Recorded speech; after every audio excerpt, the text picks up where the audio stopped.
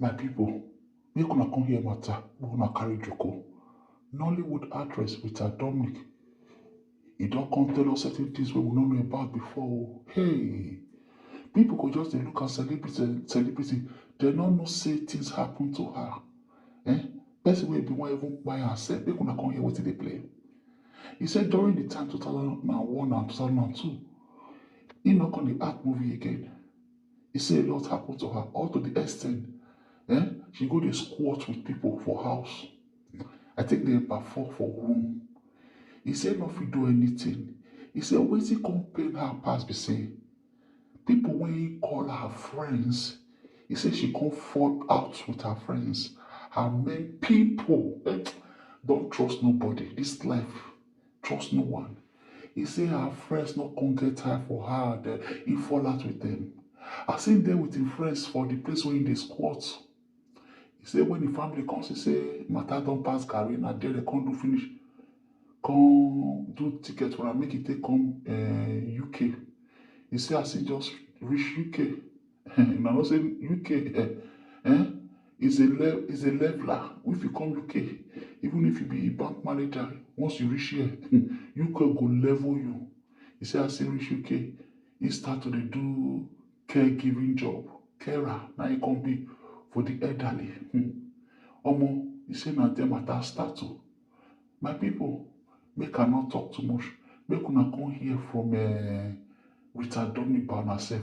Make una hear everything will happen. My people, let's go. Many of you don't know, but in 2001, 2002, I stopped acting. I left the industry. I moved to London because it was a very dark period in my life. Like I said, I had these issues and, I just fell out with some friends I considered family.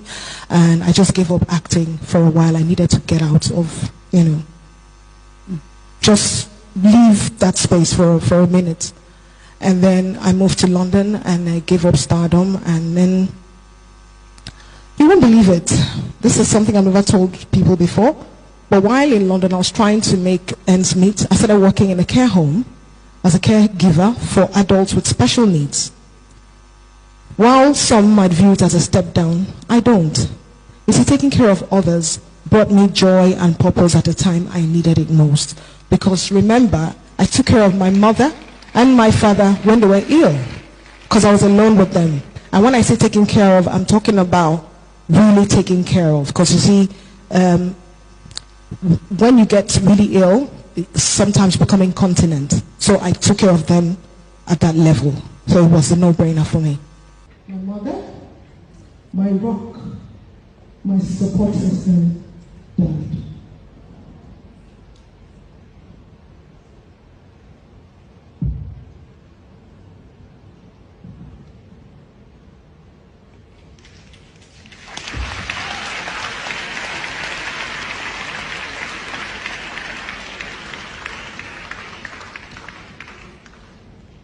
I'll never forget the day in 2001 when I watched her die. I held her in my arms, my older brother and I, and my father. We watched her die and she slipped away. It's something that never really leaves you.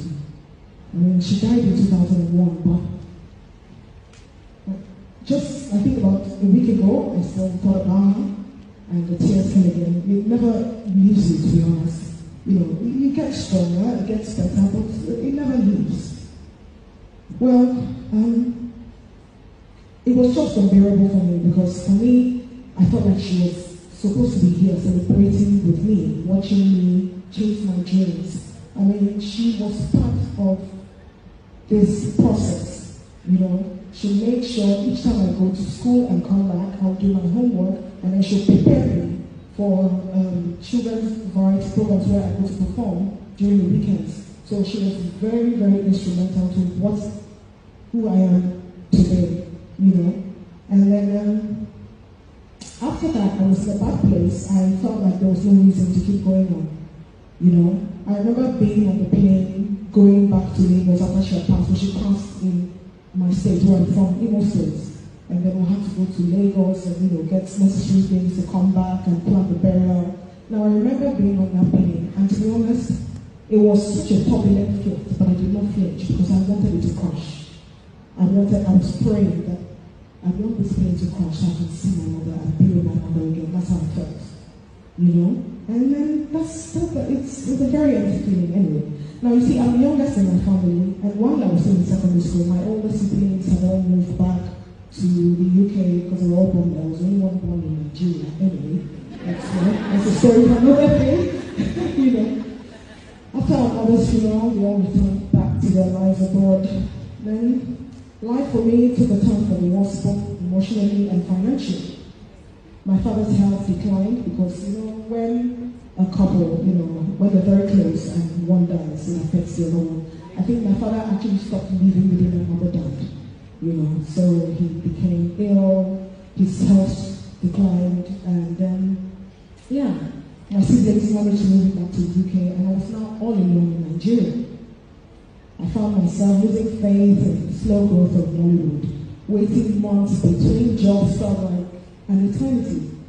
And then I lost some people whom I thought were friends, very close friends. In fact, some friends I considered family. It was just a very turbulent time in my life. I don't want to dwell too much on that period, but it led me to hitting rock bottom in Lagos. And when I say rock bottom, I mean rock bottom. I became homeless. I was squatting with people for a stretch. And when I say squatting, I'm talking about 3-4 people in the room. It was a friend's space, and I was staying there, you know. Choose your friends wisely is one advice I always give to young girls in my industry. It's very important to choose who, you know, there's something Dominic said, choose your friends. It is very important to have friends who share the same vision, goals with you, you know. People who your visions are aligned, and people who bring the very good energy, because look, the sort of energy you put out in the universe is the sort of energy you receive. That's something I always tell people. So you have to be very careful the sort of energy you surround yourself with, and also the sort of energy you're putting out there in the universe. Well, eventually my siblings found a way to get me out of Nigeria. Then I lived with my brother and his family for a while in London. And gradually I started getting myself together. Now, during that process, I put my dreams of stardom on hold. Many of you don't know, but in 2001, 2002, I stopped acting. I left the industry and moved to London because it was a very dark period of my life. Like I said, I had these issues of, I just fell out with some friends I considered family, and I just gave up acting for a while. I needed to get out of, just leave that space for a minute. And then I moved to London and I gave up stardom, and then you won't believe it. This is something I've never told people before. But while in London, I was trying to make ends meet. I started working in a care home as a caregiver for adults with special needs. While some might view it as a step down, I don't. You see, taking care of others brought me joy and purpose at the time I needed it most. Because remember, I took care of my mother and my father when they were ill, because I was alone with them. And when I say taking care of, I'm talking about really taking care of. Because you see, when you get really ill, it's sometimes becoming incontinent.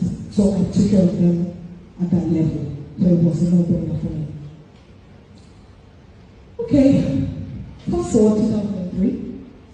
I saved, some money to return to Nigeria to get my stuff, and then just finally moved, relocate to London. Nollywood was now beginning to thrive. In fact, they were now calling it Nollywood. We used to call it Africa film industry, or Nigeria film industry at the time.